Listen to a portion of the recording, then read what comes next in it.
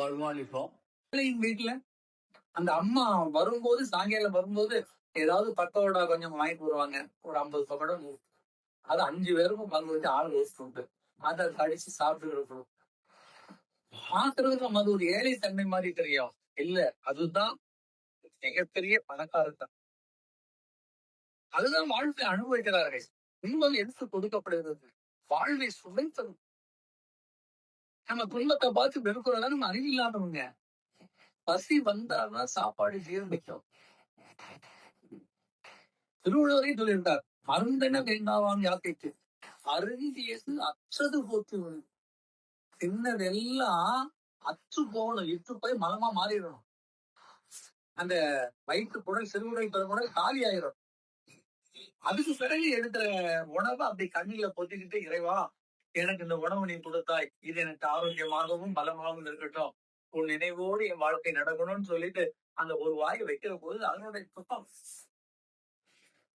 நினைச்சு பாருங்க. அப்பதான் போடுவான். பசி இல்லைன்னா பசி வர வரத்தான் உணவை தேவை.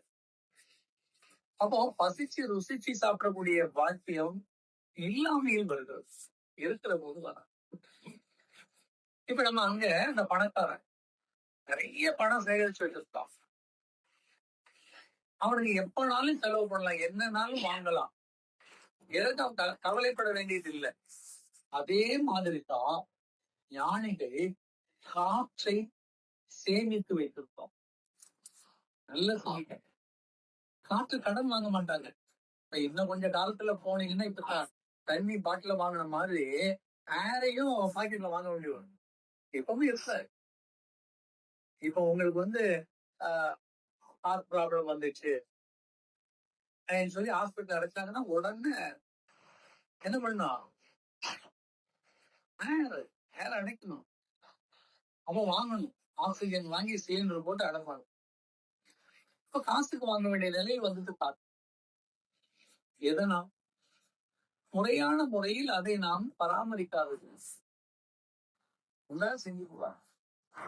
இப்ப இந்த பணக்காரன் இப்போ பணம் சேமிச்சு வச்சிருக்கா, உணவு சேமிச்சு வச்சிருக்கா, அதை பத்தி அவனுக்கு பயம் இல்லை, எப்பவும் காவல். ஆனா மற்றவர்கள், மகான்களை தவிர, ஞானிகளை தவிர, சித்தர்களை தவிர மற்றவர்கள் எல்லாம் காற்றை சேமித்து வைக்கவில்லை. நாட்டு தானே எல்லா இடத்துலயும் இருக்குது, எப்பவும் கிடைக்கும், இஷ்டத்துக்கு சுவாசிக்கலாமே நினைக்கிறாங்க. சில நேரங்கள்ல அப்படியே ஒரு அழுத்தம் வந்துன்னு வைக்கிறாங்க. நேச்சர் பண்ணும், காற்றே இல்லை.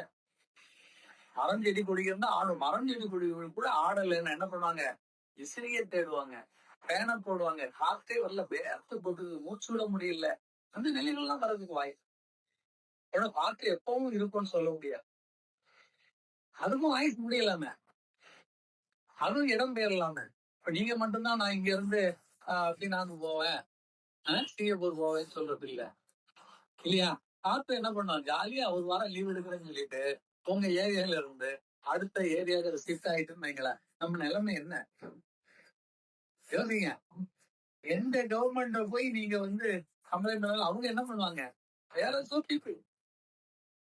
நாங்க கொண்டு வந்து காற்று அடைக்கிறோம் சார், கொண்டு வந்து பம்ப் பண்ணி பண்ணா கூட அந்த நேச்சர் பிரீத்திங் மாதிரி வர. கடல் தண்ணிக்குள்ள மாட்டோம் பாருங்க, உள்ள ஆழது வேணும், மூக்குல ஆக்சிஜனை வச்சுக்கிட்டு தான் உள்ளே இறங்குறோம். அப்ப காற்று இல்லாத இடத்தில் இருக்கிற பொழுது நம்ம கவனம் என்ன ஆகிறது, உயிர் பயத்தில் சிக்கிக்கிறது. இப்ப இவர் அப்படிதான் படுக்கையில கிடக்குறாரு, எல்லாம் இருக்குது, எல்லாரும் பாராட்டுறாங்க, நல்லா வாழ்ந்தாருங்கிறாங்க, பேரம் பேத்தி கொள்ளு பேரன் வர வந்துச்சு. ஆனா மனுஷன் நிம்மதியா சாகுறானா இல்ல. அவனுக்குள்ள ஒரு கேள்வி, எனக்கே இப்ப சாவு வரணும், நான் என்ன இல்லை, என்ன குறைவு என்கிட்ட, இந்த மண்ணுல வாழ வேண்டிய எல்லா வசதி பாக்கியங்களும் என்கிட்ட இருக்கு. கவர்மெண்ட் எனக்கு சப்போர்ட்டட் கவர்மெண்ட், பப்ளிக் பீப்புளும் என்ன அனுசரிச்சு போகக்கூடியவங்க. What is necessary for me, nothing. அப்படி ஏன் நான் சாகணும், it's not the time to death யூங்கிற மாதிரி அவருக்குள்ளே புலம்புறார். அப்ப அந்த லைஃபை நினைச்சு பாருங்க, நிம்மதியா சாகுறாரா, செட்டில் ஆகல், is not in settle. Settle ஆனா என்ன பண்ணாங்க, ஓகே தேங்க்ஸ், அப்படி கண்ணை மூடிட்டு அப்படி இறைவனை நினைக்கணும். அதான் ஏற்கனவே உள்ள சொல்லியிருக்கேன், அந்த நிலை யாருக்கு வரும்? குரு கடாட்சம் பெற்றவர்களுக்கு மட்டும்தான். குரு கடாட்சம் தான் இதுல இருக்குது. வெளியில நேச்சர் கூட உங்களுக்கு சப்போர்ட் பண்ணாது. நேச்சருக்கும் உங்களுக்கு தொடர்பே கிடையாது. நீங்க நினைச்சுக்கிட்டீங்க, நான் காத்த குடிக்கிறேன், தண்ணி எடுத்து குடிக்கிறேன், நேச்சர்ல வாழ்ந்துட்டு இருக்கேன், ஆகாயத்தை பார்த்துட்டு இருக்கேன். அதெல்லாம் உங்களுக்கு எப்படி வருதுன்னா, குரு மூலமாக உங்களுக்கு வழங்கப்பட்டு நல்ல செஞ்சு. இதெல்லாம் ரொம்ப டீப் சப்ஜெக்ட். நீங்க நேரம் உங்களுக்கு வருதுன்னு இல்ல. வெளிநாட்டுல இருந்து ஒரு பொருள் அனுப்புனா கூட அது உங்க கவர்மெண்ட்டுக்கு போய் அவங்க சென்சார் பண்ணி அவங்க மூலமாக உங்களுக்கு எவ்வளவு கொடுத்தாலும் அளந்துதான் போவாங்க. அவங்க பெருமைப்படலைன்னா வர முடியாது. நீ வெளிநாட்டு கார் வாங்கினா கூட அவன் என்ன பண்றான், டியூட்டி போடுறான். நீ காசு கொடுத்தா வாங்கியிருப்ப. இவன் நீ அதை ஓட்டலான்னு இந்த கவர்மெண்ட் உங்களுக்கு பெர்மிட் பண்ணாதான் ஓட்ட முடியும். இல்லைன்னா ஒன்னையும் சேர்த்து தூக்கி உள்ளது இல்லையா? சட்ட திட்டங்கள் என்பது இயற்கைக்கும் உங்களுக்கும் தொடர்பு இருக்கிறது. ஆனால் தொடர்புக்கு இடையில் யார் இருக்கிறாங்கன்னா குரு இருக்கிறார். குரு கண்காணிப்பில் தான் நீங்கள் இருக்கிறீர்கள். அது நமக்கு தெரியும். அது தெரிஞ்சா நீங்க செட்டில் ஆகும். அதை தெரிகிற வரை, அதான் தேடுதல் என்பது குரு கிடைக்கும். இதெல்லாம் அதனுடைய பொருள், மறைந்திருக்கிற பொருள். நம்ம என்ன நினைக்கிறோம், குரு எங்க ஏன்பா தேவை? குரு யாரு? நான் அவர்கிட்ட என்ன கடை கேட்க போறேன்னா, காசு கேட்க போறேன்னா, எனக்கு என்ன ஒரு பாடம் சொல்றேன், எனக்கு எல்லாம் நான் பொசிஷன், நான் ஒரு போஸ்ட்ல இருக்கிறேன், சம்பாதிச்சுட்டு இருக்கேன். எங்க கம்பெனி நிறைய பிரான்சஸ் வச்சிருக்கேன். இதுல குரு எங்க வந்தாரு? எனக்கு தெரிஞ்சு எங்க அம்மா, அப்பா, எங்க மாமா, தங்கச்சி, அக்கா, சொந்தக்காரங்க, ஃப்ரெண்ட்ஸ் இதான் இருக்கு. குரு எங்க வச்சாரு? நேச்சருக்கும் குருக்கும் இடையில ஒரு மரத்தை பாக்குறோம். மரத்துல இலைகள் இருக்கிறது, பழம் இருக்கிறது, காய் இருக்கிறது, பூ இருக்கிறது, நமக்கு பயன்படுகிறது. குரு எங்க இருக்கா? மரத்தில் இருக்காரா? மண்ணில் இருக்காரா? காற்றுல இருக்காரா? நிறைய கேள்விகள் வரும்.